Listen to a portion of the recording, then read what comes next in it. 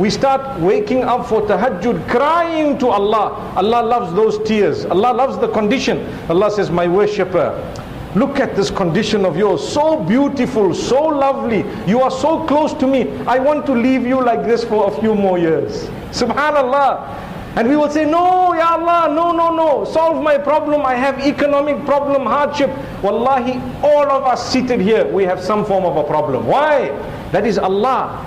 Allah has to keep you in some problem through your life. If not one, then another one. If not that one, then a third one. When you are finished with one problem, another one is going to come. Because that's how you will be in check. That's how you will remain on the path. If all of us were happy, everything was smooth, no health problem, no social problem, no wealth problem, where do you think we would be? May Allah subhanahu wa ta'ala make things easy for us. This is why Allah says, I have created death and life in order to test you who has better deeds. I will put you in a situation and I want to see from amongst you who does the best. So we are in competition, but the competition is not exactly with one another in every aspect of existence, but rather the situation that Allah has put you in. For example, a rich man is not in direct competition with a poor man in that aspect of wealth, but he is in competition regarding the situation Allah put him in. Allah made you wealthy, what will you do? Allah made you poor, what will you do? That's what it is. Then you pass or fail according to your questions, and the questions we are asked are all different questions. The situations we are put into, every one of us, we have a different situation, even though it may seem similar in some ways. So my beloved brothers and sisters, like I was saying, this technology that we have, ask yourself, I use it every day to communicate with who? With the rest of creation. It's okay. It's halal, it's permissible. My wife, my family, my business partners, my friends, my acquaintances, no harm, no problem. I use this to communicate with creation. Brothers and sisters, you will succeed when you use it also to communicate with the Creator Himself. Remember that. Remember that. And the reason why I've chosen to talk about this technological advancement and this piece of apparatus is because, my brothers and sisters, all of us, almost 99 to 100%, we have these devices. The world has changed drastically in the last 10 to 15 years. Before that, perhaps people might say, no, I didn't have, and so on. Maybe some of the elderly people, or some who are really disciplined, or some who cannot afford, but it's become very low in terms of cost. They may not have it. Everyone else has it. And we are excited. Brothers say, can I have your number? Please, can I have your number? My brother, my number is not important. The number of Allah is more important. Wallahi. If you did not know me, but you knew Allah, your chances of going to Jannah are far greater than if you knew me and you did not know Allah. The chance is actually cut. May Allah forgive us. To get to Jannah, the ultimate goal, you need to know the maker, the owner, the nourisher, the cherisher, the sustainer, the provider, the protector, the curer. That's who you need to know. You don't need to know that man or this man, no. And in order to know the maker, you need to know the syllabus that He sent us. He sent it with the best of creation, the most noble of all prophets, sallallahu alayhi wasallam. We will honor him, we will respect him, we will consider him the best of creation, the most noble of all messengers. May Allah subhanahu wa ta'ala help us to study his life and to put whatever he has taught into practice, and to understand what he has told us is prohibited is actually prohibited, and what he has told us is a requirement will be a requirement. Make it your business to follow the sunnah of Muhammad sallallahu alayhi wasallam as best as possible. My brothers and sisters, Allah loves you. I tell you how I know this. Today you are in the house of whom? My house? No. Your house? No. The house of some wealthy man? No. You are in the house of Allah subhanahu wa ta'ala. A beautiful place in the center of Hong Kong, subhanallah. This lovely place known as Kowloon, subhanallah. And we are in the house of Allah. We could have been anywhere else. Am I right? We could have been anywhere else. It is a sign of the love of Allah to bring you here. to put it in your heart, let me go. Subhanallah. So don't be mistaken. Don't let people tell you Allah does not love you. No, He loves you. Allah loves you. Allah has given you chance upon chance upon chance. Allah puts it in your heart, let me go to the masjid. And when we come to the masjid, why do we come? Why are you here? I can tell you why you are here. To worship Allah primarily, right? Number two, to listen to a good message that will motivate you and I to be better people. That's it. So if you come into the masjid and you hear a talk where the man who is speaking is demoralizing you, or he is spreading hate, or he is spreading filth and disunity and dislike, that's not what you came here for, right?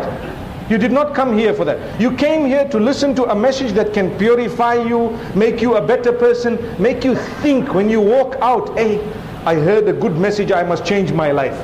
Because there are few categories of people. One of them is, they say, I heard a good message. What was it? It was a good message. But what did he say? It was a powerful message.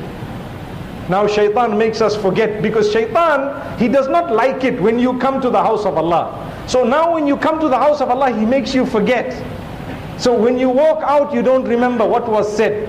But wallahi, my brothers and my sisters, if you can bear in mind that you need to change to be a better person every day, better than the previous day, that is success.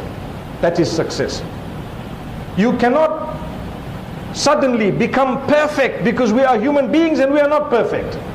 But we will try our best every day, improve one thing, two things. Every day we become closer to Allah. Don't go back. Don't go back. If you want to taste the sweetness of Iman, one of the conditions of tasting the sweetness of Iman is that you don't like to go back to the day of ignorance that you were in after Allah has guided you.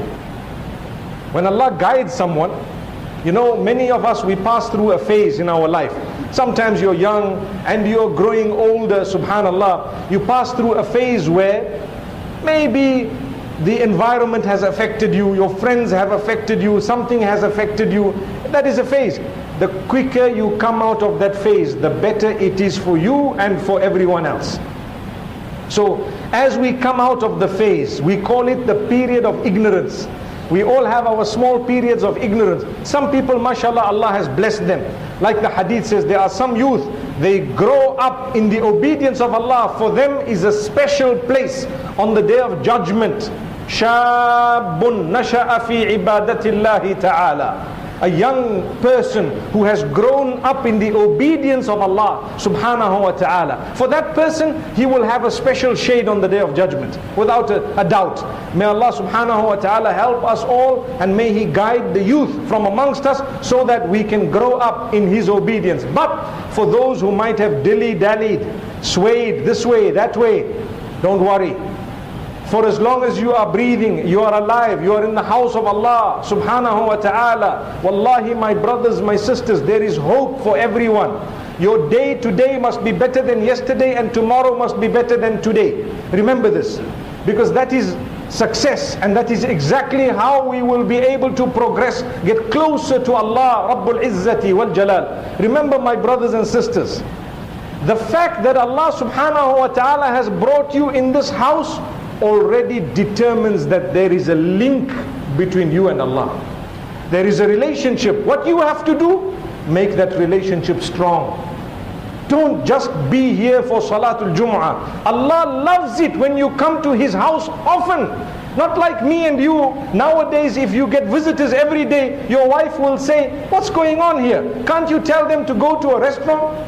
Right? We have become less hospitable than our fathers and our forefathers. They used to be so happy when there were visitors in the home. Every day people would come from all over, subhanallah. They would welcome them no matter what. There was a lot of barakah. But today, let's be honest, people, they are not as happy when visitors step beyond their welcome, right?